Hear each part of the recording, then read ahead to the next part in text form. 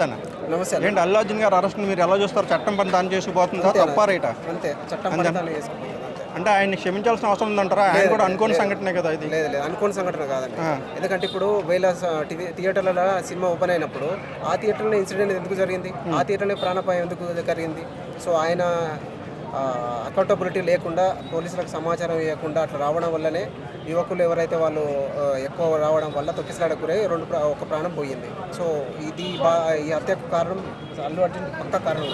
అంటే ఆయన ఊహించడు కదా, అంటే ప్రతి సంవత్సరం ఆయన సినిమాకి వస్తూ ఉంటాడు ప్రతిసారి. అవును. సో అది ఆయన ఊహించుంటే ఆయన వచ్చిండేవారే కాదు కదా అసలు. అవును, ఊహించుంటే వచ్చిండేవారు. కానీ ఆయన రాని థియేటర్లో ఎందుకు జరగలేదు? ఆయన వస్తుందని చెప్పేసి జనాలు గుమ్ముగూడడం వల్ల అట్లా జరిగింది. అంటే ఇది ఓన్లీ అల్లు అర్జున్ గారి రెస్పాన్సిబిలిటీయా, ఇంకా గవర్నమెంట్ రెస్పాన్సిబిలిటీ ఉండదు? గవర్నమెంట్ రెస్పాన్సిబిలిటీ ఉండదు. ఆయనకి ఇట్లా సమాచారం ఇచ్చినట్టయితే పోలీసు వాళ్ళు రెస్ట్ తీసుకున్నారు. పోలీసు వాళ్ళు ప్రహారీగా ఫోర్స్ ఇచ్చేసి వాళ్ళకి రక్షణ కల్పించడం వల్ల ఆ ఇన్సిడెంట్ జరగపోయేది. ఇన్ఫర్మేషన్ లేకపోవడం అట్లా జరిగింది. అంటే ఈ విషయంలో అల్లు అర్జున్ గారు తప్పు ఎంత పర్సెంట్ ఉండొచ్చు అంటారు? ఆయన కొంచెం తప్పించే అవకాశం ఉంటుంది అంటారా? సినిమాకు ఫస్ట్ షోకు ఫస్ట్ రోజు రావాలనే ప్రతి ఉంటుంది.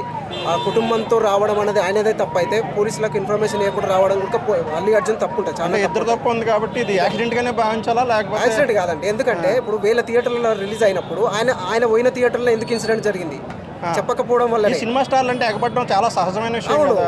అవును. మరి అది దేశంలో నిరుద్యోగం ఎక్కువ ఉంది, యువత ఎక్కువ ఉన్నారు. ఇప్పుడు నువ్వు అల్లు అర్జున్ వచ్చిందని కాదు, చిన్న ఎవరు సుధీర్ వచ్చినా కానీ జనాలు గుమ్ముకూడతారు. అట్లాంటప్పుడు నువ్వు వస్తున్నావు అంటే కనీసం 1000 మంది 2000 మందికి సమాచారం ఇవ్వకుండా రావడం చాలా తప్పు. ఒక ప్రాణం కోల్పోయేది, ప్రాణం విలువ 25 లక్షలు కాదు.